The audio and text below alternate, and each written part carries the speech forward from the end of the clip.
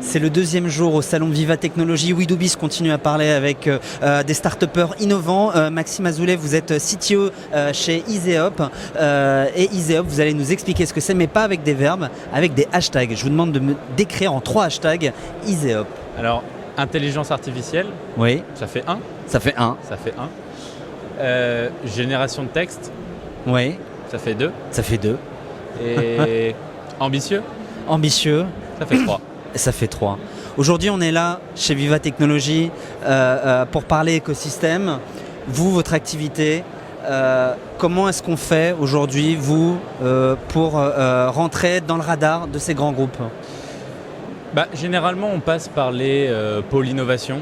Aujourd'hui, on est dans les scopes radars des pôles innovation, puisque ce qu'on fait est assez innovant. En général, les gens ne savent pas du tout ce qu'on fait, ils ne savent pas que c'est possible.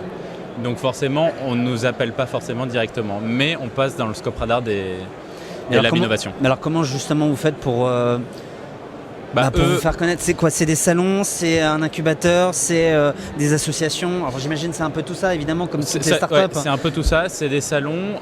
Après, les grands groupes, les labs innovation, eux aussi recherchent un peu ce genre de solutions. Donc c'est comme ça qu'on se fait repérer. Mais c'est beaucoup de salons, beaucoup de communication sur les réseaux sociaux. Est-ce que vous intervenez sur un des labs, sur un challenge en particulier? On a intervenu on a pitché hier pour le PMU. En fait, sur quel challenge en particulier? Dans le challenge Data et Sport. Data et Sport, d'accord. Donc où on proposait en fait un coach personnalisé pour le pari sportif. Ah bon? Oui, donc on va vous aider à gagner un peu plus d'argent. C'est super, mais comment est-ce que ça fonctionne? En fait, comment ça fonctionne, c'est qu'on va vous expliquer, en fonction de votre profil, on va vous expliquer quel est le meilleur pari à faire. D'accord. Si vous voulez, le PMU a des données sur l'euro, par exemple. Si je prends l'euro actuellement, données sur tous les matchs, ils ont des cotes. Ils connaissent votre profil de risque, comment vous jouez, si vous avez perdu les 4-5 derniers paris, et ils vont vous proposer, grâce à Iseop, le bon pari à faire. C'est chouette. Pour vous refaire.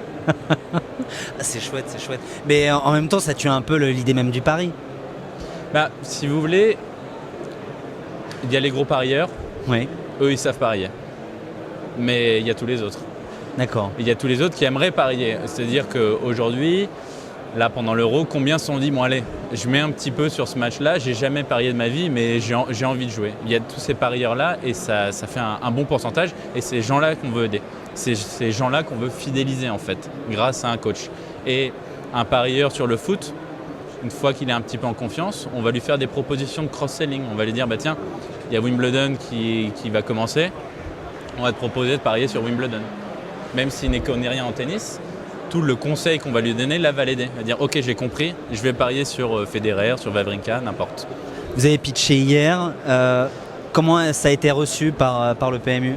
Ça a été bien reçu, on est arrivé en 3e position. Oui. Donc on n'aura pas la chance on n'a pas gagné le premier prix pour faire un POC.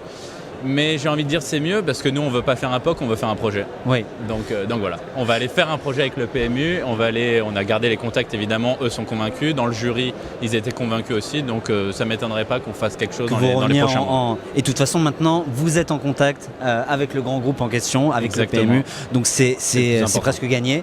J'ai envie de vous poser la question Sage, qui est la question de notre partenaire. Vous qui êtes start-upper, pour vous c'est quoi la qualité principale pour être un entrepreneur? Pour être un entrepreneur, je pense qu'il faut de l'ambition, il ne faut pas avoir peur. Ouais. Parce que sinon on s'arrêterait très vite. Et je dirais que c'est un peu tout. Être convaincu de son idée, surtout. Être convaincu de son idée, c'est sûr que c'est la condition principale pour être un entrepreneur. Merci à vous, Maxime Azoulay. Nous, on se retrouve sur d'autres plateaux, encore aujourd'hui et demain, pour parler innovation, écosystème, avec toutes ces personnes. À bientôt.